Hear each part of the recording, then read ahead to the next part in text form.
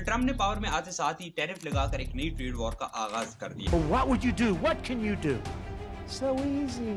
I drop a 25% tax on China. है लेकिन ये सिर्फ ट्रेड वॉर की बात नहीं है। इससे पहले यूएस चाइनीज कंपनी टिकटॉक और हुआवे जैसी कंपनीज के ऊपर भी वो बैन लगा चुका है। तो ये आज के टाइम को ट्रेड वॉर या टेक वॉर नहीं बल्कि एक नई कोल्ड वॉर का आगाज हो चुका है। और ये चीज आपको हर सेक्टर के अंदर दिख जाएगा कि कहां कैसे यूएस और चाइना एक दूसरे के आमने सामने खड़ी है। जैसे अगर आप ईवी मार्केट की बात करें, इलेक्ट्रॉनिक कार की बात करें, तो उसके अंदर आज के टाइम दो बड़ी कंपनीज का कॉम्पिटिशन हमें देखने को मिलता है। एक यूएस की टेस्ला जिसे इलॉन मस्क ऑन करते हैं और दूसरी तरफ Chinese company build your dream नाम से। इन दोनों कंपनीज का ही कंपटीशन हमें देखने को मिलता है। 2023 तक इसके अंदर डोमिनेंस तो यूएस की ही रहती थी, लेकिन 2024 के अंदर चाइना के जो नए मॉडल आए सी गिल और डॉल्फिन जैसी नई कार्स उन्होंने प्रोड्यूस की, तो उन्होंने पूरी तरह से इस मार्केट को टेक ओवर कर चुके हैं। अब इसके अलावा भी अगर आप देखें तो बैटरीज के अंदर भी इनका एक बड़ा कंपटीशन हमें देखने को मिलता है, लेकिन उसके अंदर अभी तक यूएस की डोमिनेंस जरूर है,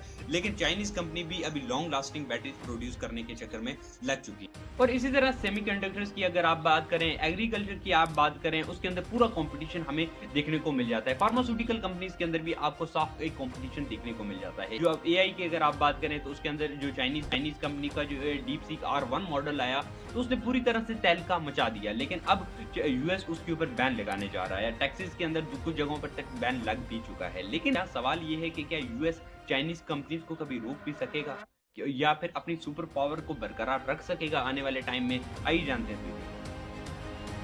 ट्रम्प के पावर में आते साथ ही इस बात का अंदाजा तो था ही कि एक नई ट्रेड वॉर का आगाज होने लगा है, क्योंकि इस बार जो ट्रम्प जिन लोगों की मदद से पावर के अंदर आए वो यूएस के आम लोग नहीं है, बल्कि वहां के आम पॉलिटिशियन भी नहीं है, बल्कि इस बार जो लोग हैं वो वहां के बिजनेस टाइकॉन, वहां के बड़े बड़े कैपिटलिस्ट, उनकी मदद से ही वो पावर के अंदर आए हैं। तो इससे एक बात का अंदाजा था ही कि वो चाइना के लिए एक नई फील्ड तैयार कर रहे हैं। साथ में ट्रम्प अपने स्पीचेस में बार बार ये कह रहे थे कि मैं टैरिफ लगा दूंगा, मैं टैरिफ लगा दूंगा। तो इससे ये अंदाजा था ही। The most beautiful word in the entire dictionary. It's more beautiful than love. I have stopped wars with tariffs. अब टैरिफ क्या होता है? जब भी कोई कंट्री किसी दूसरी कंट्री से अपना सामान इंपोर्ट कराती है ना, तो उसके ऊपर जो टैक्स लगता है उसे टैरिफ कहा जाता है। अब टैरिफ लगाने के दो बड़े रीजन होते हैं। एक तो ये होता है कि दूसरे लोकल बिजनेसेस को फायदा देने के लिए किया जाता है, ताकि बाहर से आने वाले सामान के ऊपर टैक्स लग जाए, वो महंगा हो जाएगा तो लोग लोकल बिजनेसेस से अपना सामान खरीदने लगेंगे। दूसरी चीज ये होती है कि दूसरी कंट्री को नुकसान पहुंचाने के लिए और टैक्स कलेक्ट करने के लिए इस तरह की पॉलिसीज इख्तियार की जाती हैं। लेकिन याद रखिएगा कि ये जो टैक्स वसूला जाता है ये कभी भी कोई दूसरी कंपनी नहीं पे करती, ये हमेशा उसी कंट्री के सिटीजन ही पे करते हैं। जैसे पाकिस्तान में कोई चीज इंपोर्ट करके हम उसके ऊपर टैक्स लगाएंगे तो वो हमेशा हमारे आम लोगों को ही पे करना पड़ेगा, वो कंपनी नहीं पे करती कभी भी। तो इसका एक इन्फ्लेशन के अंदर भी हमें रोल देखने को मिलता है। और ट्रम्प एज अ बिजनेसमैन वो इस चीज को बहुत अच्छे से समझते हैं, और वो तो ये कहते हैं कि यूएस टैरिफ लगाकर ही दुनिया के अंदर सुपर पावर बना रह सकता है, और वो एज अ टैरिफ को एज अ वेपन ही यूज करते हैं। The beginning of making America rich again. 2018 के अंदर जब चाइना और यूएस के दरमियान सबसे पहली बार ट्रेड वॉर स्टार्ट हुई थी, तो वो भी ट्रम्प ने ही स्टार्ट की थी। अब इसका बैकग्राउंड अगर आपको बताऊं तो वो काफी इंटरेस्टिंग है, और क्योंकि चाइना और यूएस की जो ट्रेड हिस्ट्री है वो बहुत छोटी सी है।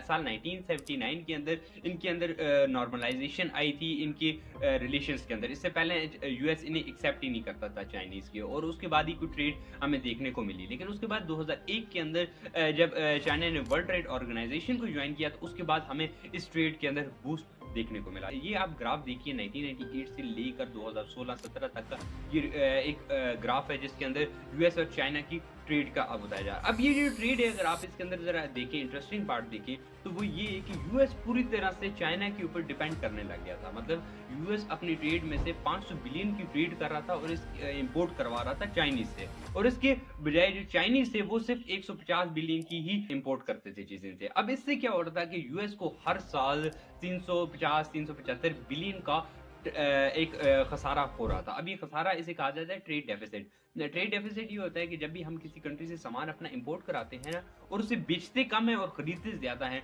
तो उसे ट्रेड डेफिसिट कहा जाता है। और ये यूएस को, ये खसारा यूएस को हर साल बढ़ता ही जा रहा था, और ये यूएस के लिए वो बड़ा चैलेंज बन चुका था कि यूएस एक सुपर पावर होने के बाद भी एक दूसरी कंट्री के ऊपर रिलाई करने लग गई थी। अब इसके पीछे एक ही बड़ा रीजन था चाइना की ग्रोथ। जो जिसकी वजह से यूएस को ये बड़े नुकसान का सामना करना पड़ रहा था, और यूएस को ही नहीं पूरी दुनिया को ये सामना करना पड़ रहा था। अब वजह ये है कि चाइना की मेन यूएसबी क्या है कि वो कम कीमत के अंदर चीज़ों को प्रोड्यूस कर लेता है, और उसके 3 रीज़न है। एक तो चाइना के अंदर जो लेबर है वो बहुत कम कीमत के अवेलेबल हो जाता है। वजह ये है कि चाइना की पॉपुलेशन बहुत ज़्यादा है, तो वहाँ पर कम कीमत के अंदर भी लोग मान जाते हैं काम करने के लिए। दूसरा एक बड़ा रीज़न ये है कि चाइना के अंदर जो इंफ्रास्ट्रक्चर बिल्ड किया गया है वो इतनी अच्छी तरह से बिल्ड किया गया है, और वहाँ की ट्रांसपोर्ट की इतनी ज़्यादा मसाइल नहीं है, प्रॉब्लम नहीं है, जिसकी वजह से वहाँ पर बल्क में चीज़ें बनाना मुश्किल नहीं होता। तो इसलिए वहाँ पर जब बल्क में चीज़ें बनती हैं तो वो चीज़ें खुद ब खुद उनकी कीमतें कम हो जाती हैं। एक चीज़ आप बनाएंगे तो उसके ऊपर आपको ज़्यादा नुकसान होता है, लेकिन आप ज़्यादा चीज़ें बनाते हैं तो उसके अंदर आपको बहुत ज़्यादा प्रॉफिट देखने को मिल जाता है। ये लोग बिजनेस जो जानते हैं वही इस चीज़ को समझ सकेंगे। तीसरी चीज़, चाइना के अंदर जो कम्युनिस्ट सरकार है, पार्टी है वहाँ की, वो क्या करती है कि बहुत सी सब्सिडीज देती है कंपनीज को, रॉ मटेरियल बहुत इजीली अवेलेबल करा देती है, बहुत कम कीमत के अंदर अवेलेबल करा देती है, जिसकी वजह से चाइनीज कंपनी जो है वो बहुत कम कीमत के अंदर चीज़ें प्रोड्यूस कर। अब चाइनीज कंपनीज को जिस तरह के बेनिफिट मिल रहे थे उसकी वजह से उनका सामान की कीमत बहुत ज़्यादा कम हो जाती थी, लेकिन यूएस को अंदर जो कंपनीज थी उनको इस तरह के बेनिफिट न मिलने की वजह से उनका सामान काफ़ी ज़्यादा हाई प्राइस पर होता था, काफ़ी महंगा होने की वजह से सेल नहीं होता था, जिसकी वजह से उनकी बहुत से जो लोकल बिजनेसेस थे वो बंद होना स्टार्ट हो गए थे, जिसकी वजह से बहुत से लोग अनएम्प्लॉयड होना स्टार्ट हो गए थे यूएस के अंदर। तो ये यूएस के लिए एक खतरा ज़रूर था। लेकिन प्रॉब्लम चाइना की ग्रोथ या वहाँ की कम कीमत में चीज़ें प्रोड्यूस होना भी नहीं था, और यूएस का खसारा भी नहीं है, क्योंकि ये इससे पहले अगर आप देखें तो ओबामा एडमिनिस्ट्रेशन और बुश एडमिनिस्ट्रेशन के अंदर भी यही प्रॉब्लम चल रही थी कि यूएस पूरी तरह से चाइना के ऊपर रिलाय करने लग रहा था, लेकिन वो इससे इतनी बड़ी प्रॉब्लम नहीं समझते थे। लेकिन 2015 में जब चाइना ने ये कह दिया कि वो 2025 तक दुनिया के अंदर एक ग्लोबल मार्केट के अंदर एक ग्लोबल फैक्ट्री बन जाएगा पूरी दुनिया के अंदर, तो ये यूएस के लिए एक बहुत बड़ा चैलेंज बन Made in China 2025 is essentially President Xi Jinping's vision. चुका था, और ये प्रॉब्लम थी ग्लोबल डोमिनेंस की, और यूएस नहीं चाहता था कि हमारे सामने कोई कंट्री इस तरह खड़ी हो जाए और उस तरह ट्रेड करना स्टार्ट कर जाए। वैसे इसके बाद जब ट्रंप आए तो उन्होंने यूएस फर्स्ट पॉलिसी लेकर आए, और उन्होंने चाइनीज के ऊपर एक इन्वेस्टिगेशन स्टार्ट की और 3 तरह के बड़े एलिगेशंस लगाना स्टार्ट कर दिए चाइनीज के ऊपर। उन्होंने कहा एक तो ये आईपी सेक्टर चोर है, आईपी सेक्टर इंटेलेक्चुअल प्रॉपर्टी चोर है। मतलब ये है कि यूएस के अंदर, अब मैं आपको एक चीज बता देता हूँ कि यूएस के अंदर एक बहुत बड़ा रिसर्च हब है। वो क्या करते हैं कि चीजों के ऊपर रिसर्च करते हैं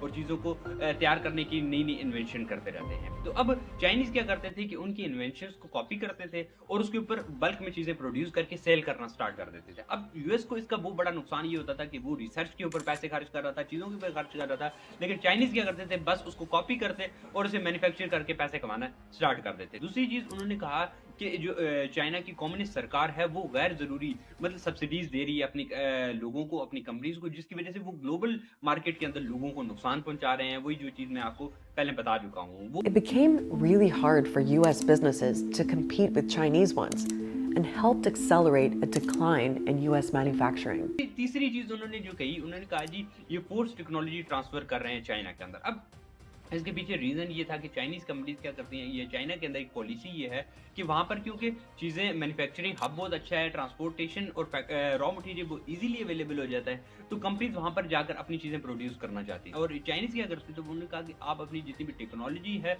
वो हमारे साथ शेयर करेंगे, तभी हम आपको ऑफिस यूएस चाइना के अंदर खोलने की इजाज़त देंगे। अब इसकी वजह से यूएस ने इनके ऊपर इस तरह के एलिगेशन लगाए के बाद इनके साथ 2018 के अंदर एक ट्रेड वॉर का आगाज कर दिया। The theft of American jobs and wealth has come to an end. सबसे पहले जो टैरिफ ट्रंप ने लगाए वो 22 2018 को लगाए गए थे, और उन्होंने वॉशिंग मशीन और सोलर पैनल्स के ऊपर ये टैरिफ लगाना स्टार्ट किए थे। अच्छा, जो वॉशिंग मशीन है ना, ये इसकी वो बड़ी मार्केट थी वैसे यूएस के अंदर। ये मतलब 2015 के अंदर 1 बिलियन के करीब जो वॉशिंग मशीन थी घर में यूज करने वाली, वो यूएस ने इंपोर्ट की थी और वहाँ के लोगों ने यूज की थी। तो इसके ऊपर टैरिफ लगना आम लोगों को ही नुकसान पहुंचाने जैसा था। इसके बाद जब एल्यूमिनियम और स्टील के ऊपर उन्होंने 25 और 10% की टैरिफ लगाए तो उसके बाद तो एक शोर ही मच गया था, क्योंकि वहाँ के जो लोग थे वो कह रहे थे कि भाई जी अगर हम इस तरह की चीजें करेंगे, वो इसे पॉलिसी ब्लेंडर कह रहे थे ट्रंप का, और कह रहे थे कि अब इस तरह जब इन चीजों के ऊपर स्टील वगैरह के ऊपर हम टैरिफ लगाना स्टार्ट करेंगे और इन्हें महंगा करेंगे तो उससे प्रॉब्लम ये होगी कि लोकल बिजनेसेस जो चीजें प्रोड्यूस करते हैं, जो हम कार्स प्रोड्यूस करते हैं, वो हमें बहुत ज्यादा महंगी प्रोड्यूस होंगी, और ये चीज हमें इसके बाद देखने को मिली भी, लेकिन ट्रंप इसके बाद रुके नहीं और उसके बाद उन्होंने 60 से 50 बिलियन की और ट्रेड थी जिसके अंदर 1300 और प्रोडक्ट्स से चाइना से इंपोर्ट किए जाते थे, उनके ऊपर भी उन्होंने टैरिफ लगाना स्टार्ट कर दिए थे। 10% के करीब उन्होंने टैरिफ उनके ऊपर भी लगा दिए थे। अब इसके बाद जो चाइनीज थे उन्होंने भी फर्स्ट टाइम इसके बाद रिस्पॉन्ड करना स्टार्ट कर दिया और जो भी वो चीज यूएस से इंपोर्ट करते थे उसके ऊपर भी उन्होंने टैरिफ लगाना स्टार्ट कर दिया था। जैसे वो कार्स इंपोर्ट कर रहे थे, प्लान्स जहाज वगैरह इंपोर्ट कर, स्टील पाइप्स वहां पे इंपोर्ट कर रहे थे, या उसके अलावा वो वहां से वो से सुअर वो भी इंपोर्ट करते थे अमेरिका से, तो उसके ऊपर भी उन्होंने टैक्स लगा दिया। वैसे जो सुअर थे वो इससे पहले जो चाइना था वो अफ्रीका से इंपोर्ट करता था, लेकिन वहां पर AFS नामी एक वबा फैल गई थी जिसकी वजह से वहां पे सुअर मरने लगे थे, तो इसलिए अब वो यूएस से खरीदने लगे थे। लेकिन जब यूएस से भी प्रॉब्लम उनकी दोबारा से स्टार्ट हो गई थी इस तरह की टैरिफ्स की वजह से। 2019 तक करीब ये ट्रेड वॉर इतनी फैल चुकी थी कि 360 बिलियन की ट्रेड के ऊपर ट्रंप टैरिफ इनके ऊपर लगा चुके थे और चाइनी भी इनके अगेंस्ट 180 बिलियन के करीब की ट्रेड के ऊपर वो भी टैरिफ यूएस के ऊपर लगा चुके थे। अब ये ट्रेड वॉर कब टेक वॉर के अंदर बदल गई ये पता ही नहीं चला, क्योंकि 2018 के अंदर जब यूएस ने ZTE एक मोबाइल नामी एक कंपनी थी उसके ऊपर जब बैन लगाया और ये कहा कि ये ईरान और नॉर्थ कोरिया को अपने पार्ट्स बेच रहा था, तो इसलिए उन्होंने उसके ऊपर बैन लगा दिया। तो वो हमें लगा कि सिर्फ एक ही कंपनी है जिसको इस तरह बैन किया जा रहा है, लेकिन उसके बाद तो एक सीरीज स्टार्ट हो गई। इसके बाद हुआवे के ऊपर बैन लगा, हुआवे को कहा गया कि ये डेटा चोरी करते हैं। फिर उसके बाद यूएस की जितनी कंपनी थी जैसे गूगल और प्ले स्टोर को मना कर दिया गया कि आप इसके साथ काम नहीं करेंगे, तो इसी वजह से आपको हुआवे के अंदर प्ले स्टोर वगैरह भी नहीं दिखता था। और अब प्रॉब्लम हुआवे के मोबाइल के साथ नहीं थी या वो उसके पार्ट्स के साथ नहीं, प्रॉब्लम थी उसके टेलीकम्युनिकेशन सेटअप्स की वजह कि वो 5G प्रोड्यूस करने जा रहे थे। अब इसके ऊपर भी यूएस के बड़े कंसर्न थे कि जी भाई अगर 5G पहले चाइना प्रोड्यूस कर लेता है तो ये पूरी दुनिया के लिए एक बहुत बड़ा मसला बन जाएगा, तो इसलिए उन्होंने डेमोक्रेसी का नाम देकर इसको भी बंद करना स्टार्ट कर दिया और इसके ऊपर भी बहुत से सैंक्शंस लगा दिए थे। इसके बाद उन्होंने ड्रोन की एक बहुत बड़ी कंपनी थी और बहुत सी सेमीकंडक्टर्स की कंपनीज थी, उनके ऊपर भी उन्होंने चाइनीज के ऊपर बैन लगाना स्टार्ट कर दिया और बहुत सी कंपनीज के ऊपर उन्होंने बैन लगा दिए थे चाइनीज के ऊपर। अब इसके बाद जब बाइडेन एडमिनिस्ट्रेशन आई तो उसने टैरिफ्स के ऊपर तो कंट्रोल कर लिया था और उसके साथ चाइना के साथ नेगोशिएशन करके उन्हें चीजों को रिजॉल्व कर लिया था, लेकिन टेक वॉर उसके बाद भी चलती रही। 2024 के अंदर 140 ऐसी कंपनी जिनके ऊपर यूएस ने बैन लगा दिया था और सैंक्शन लगाए थे कि आप चाइना को किसी तरह का कोई सामान वगैरह एक्सपोर्ट नहीं करेंगे, एंड वो टेक वॉर उसके बाद भी चलती रही है। अब इस चीज का फायदा वहां के जो इतने भी कैपिटलिस्ट होंगे उसको बहुत ज्यादा होगा और इसीलिए इलॉन मस्क आपको हर जगह पे सामने दिखते हैं, क्योंकि चाइना को डोमिनेशन को खत्म करने के लिए अब वो उन्हें पॉलिटिकल पावर का इस्तेमाल करना होगा और उससे ही वो ये चीजें कर सकते हैं। अब इस वीडियो के अंदर या इस ट्रेड वॉर के अंदर और बहुत सारा डेटा था जिससे मैंने इस वीडियो के अंदर मिस किया है। तो उसका एक बड़ा रीजन ये है कि मुझे लगता है कि वीडियोस वगैरह इस तरह बोरिंग हो जाती हैं, तो इसलिए मैं उन चीजों को ऐड नहीं कर रहा। लेकिन अगर आप इस वीडियो के अंदर मुझे 1000 लाइक्स मिलते हैं तो मैं इसके ऊपर एक दूसरा पार्ट भी बना सकता हूँ, क्योंकि काफी इंटरेस्टिंग पार्ट है और भी बहुत सी चीजें हैं जो जिन्हें मैंने इस वीडियो के अंदर स्किप कर दिया है। तो